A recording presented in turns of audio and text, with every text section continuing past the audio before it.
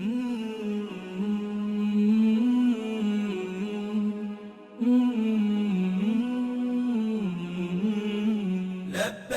اللهم لبيك لبيك لا شريك لك لبيك إن الحمد والنعمة لك والملك. حج کے جو ایام اور دن ہیں جو نبی صلی اللہ علیہ وسلم نے جو مقرر فرمائے ہیں،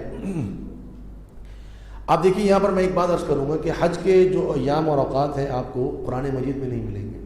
یہ سارے ایام اور اوقات اللہ کے رسول صلی اللہ علیہ وسلم کی احادیث میں ملیں گے. اسی لیے ہم یہ کہتے ہیں کہ قرآن مجید کو سمجھنے کے لیے احادیث کا سمجھنا بہت ضروری ہے. نماز آپ دیکھ لیجئے 660 مرتبہ نماز کا حکم ہے قرآن مجید میں، لیکن کسی ایک آیت میں بھی اللہ رب العالمین نے نماز کا طریقہ بیان نہیں کیا. نماز کا طریقہ آپ کو احادیث میں ہی ملتا ہے. تو لہذا یہ چیز ہمیں سمجھاتی ہے کہ ہم نے اگر حج کرنا ہے تو اس طریقے سے کرنا ہے جس طریقے سے نبی صلی اللہ علیہ وسلم نے حج جو ہے وہ کیا ہے. تو حج کے مہینے کون سے ہیں؟ ہجری کیلنڈر 12 مہینوں کا ہے: محرم، صفر، ربیع الاول، ربیع الثانی، جمادی الاول، جمادی الثانی، رجب، شعبان، رمضان، شوال.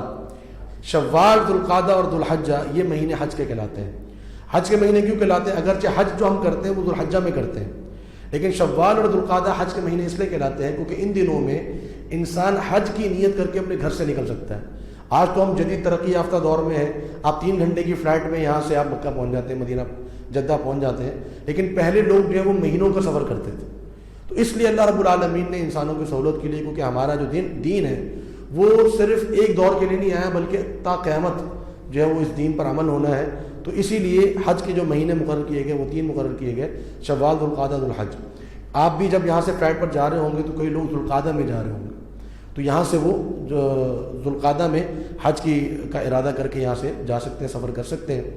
حج کے جو ایام ہیں وہ ذوالحجہ کے مہینے میں آتے ہیں، اور حج کے ایام یہ ہیں: 8 ذوالحج جو ہوتا ہے وہ یوم ترویہ ہوتا ہے، 9 ذوالحج جو ہے وہ یوم عرفہ کہلاتا ہے، 10 ذوالحج یوم النحر کہلاتا ہے. یہ 3 دن، یوم ترویہ، یوم عرفہ، یوم النحر، یہ 3 دن ہیں.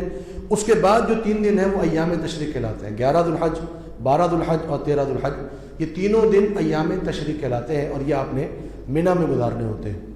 تو کل 6 دن ہیں حج کے، کل جو دن بنتے ہیں وہ 6 ہیں.